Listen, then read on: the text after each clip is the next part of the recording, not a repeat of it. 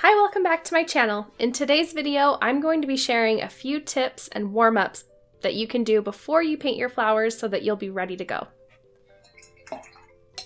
I'm using a size 10 round brush, and all the other products that I'm using will be linked down in the description box below.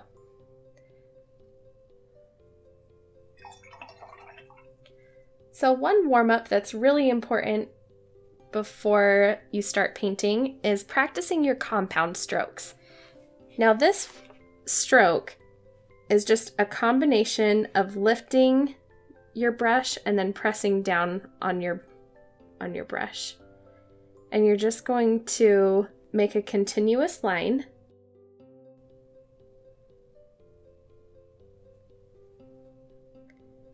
And you can go slow. There's no need to go fast here. Let's mix up the color a little. I always reach for that pink.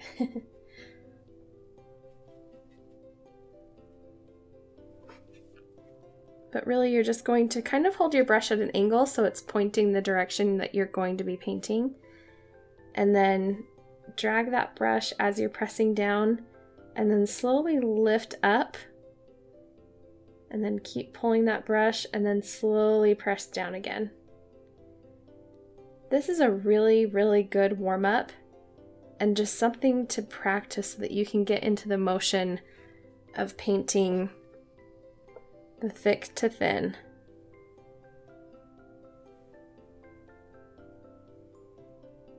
Now, I like to paint in a straight line. I feel like that's kind of easy to track, to see how I'm doing. But if you want to make it a little bit more challenging, practice it in a curve.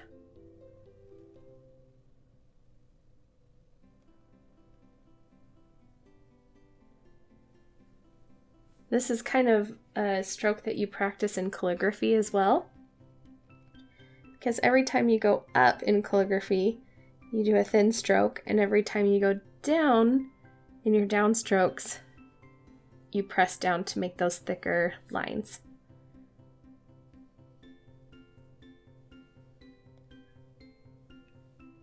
So that's also a good one for watercolor painting. Now let me tell you why these strokes are really important to practice.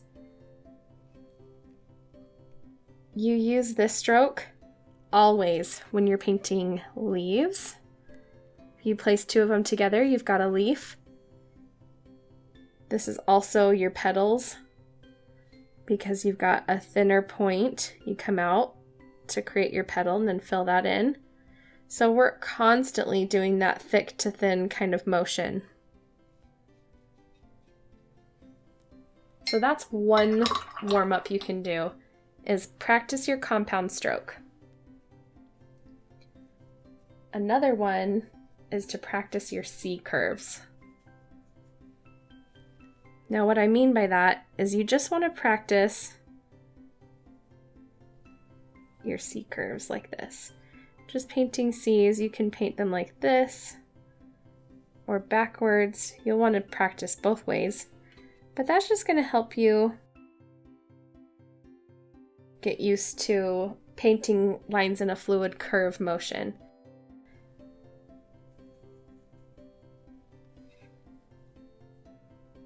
And this is really good for painting roses. Now, if you want to combine the two and do a compound C curve, you'll start thin, go down to a thicker line, and then pull back up to a thinner line.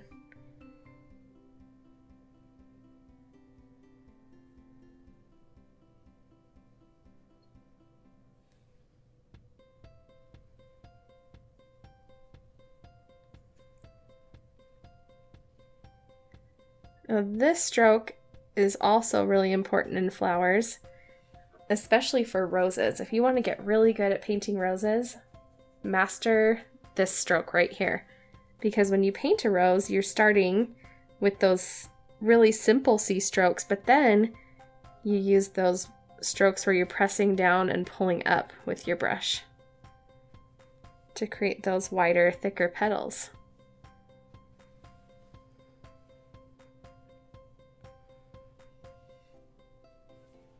So I hope you found those 2 warm-ups super helpful for you. Let me know in the comments down below which warm-ups you prefer to do to help build that muscle memory and just get warmed up before you start painting. Be sure to join me next week because I'm going to be showing you tips on how to add leaves to your flowers so that they look like they're cohesive and that they belong next to the flower and not just kind of floating off in the distance. So be sure to subscribe so that you don't miss any future videos, and I'll see you next week. Bye!